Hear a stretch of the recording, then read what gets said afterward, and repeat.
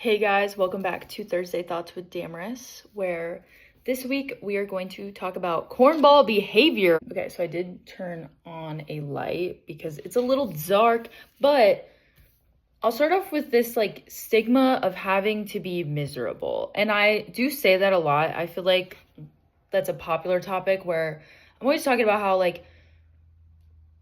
it's almost not accepted to have a happy life, which is strange because that's what everybody preaches. It's like, love your life, love yourself, self-love.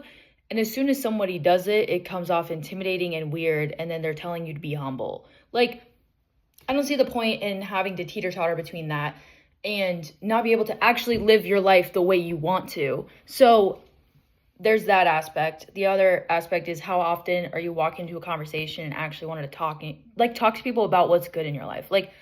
I think about how most conversations I walk into, it's like, oh, the weather sucks, or my job, oh, my boss. And it's all this negative bullshit that's just why would you want to continuously be in an environment that you have to find something to complain about?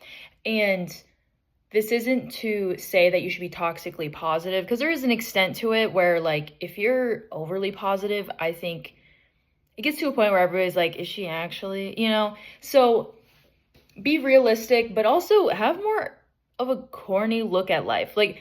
I just saw this meme and it was oh, now I get why millennials act that way. Hell yeah, it's Friday. And I thought it was hilarious. But it's true. I think about the corniest people I know, and they're so effortlessly happy. They just accept what's going on, and they're just, they have a quote for something. They have, they just have something going on that's right. So that's my take on what currently is going on and why we should accept more corny people. If you're looking for reasons to be a cornball, I'd say it's rare, I know very few people who are that would be labeled corny, right? And in my head, I think corny is just another way to say cringe.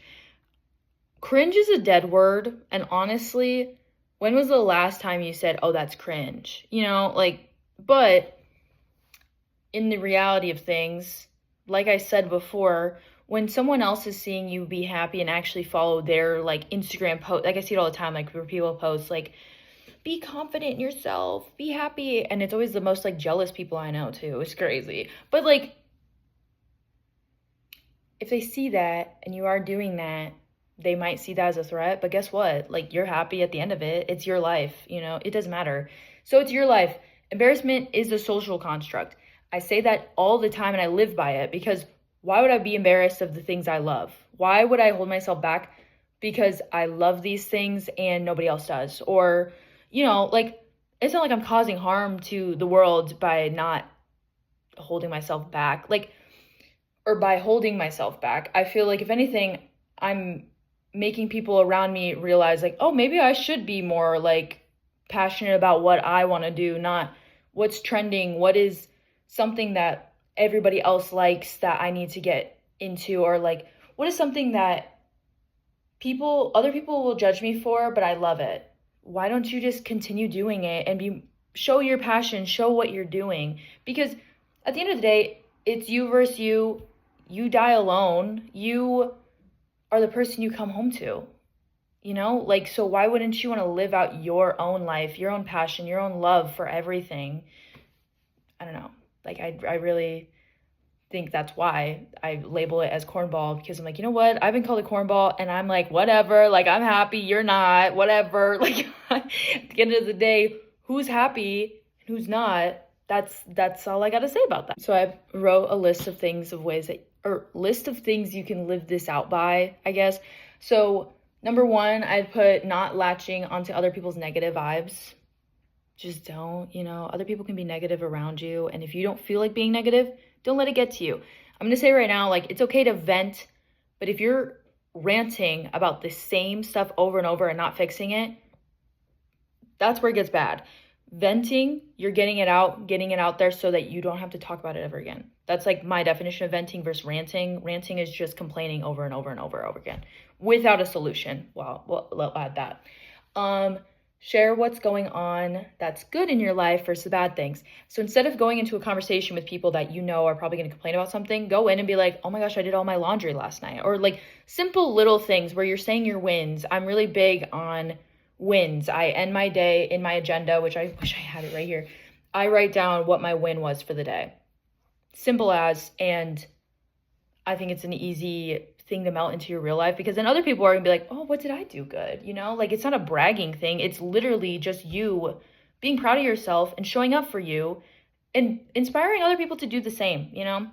Another one, smile and wave at people in public. That was like really simple, but like, I don't know, it's fun. Like, especially when you're like walking on the trails, like why wouldn't you say hi to that person? You know, you're crossing the same path. It makes everybody's day. I don't know. And it's really simple. I wrote down embarrassment as a social construct, linked it to my blog. Do more of what makes you happy. That's the whole thing. You don't have to be embarrassed. If you love it, you love it. Let yourself love, you know? And then do things that you considered cringe before and see how they make you feel.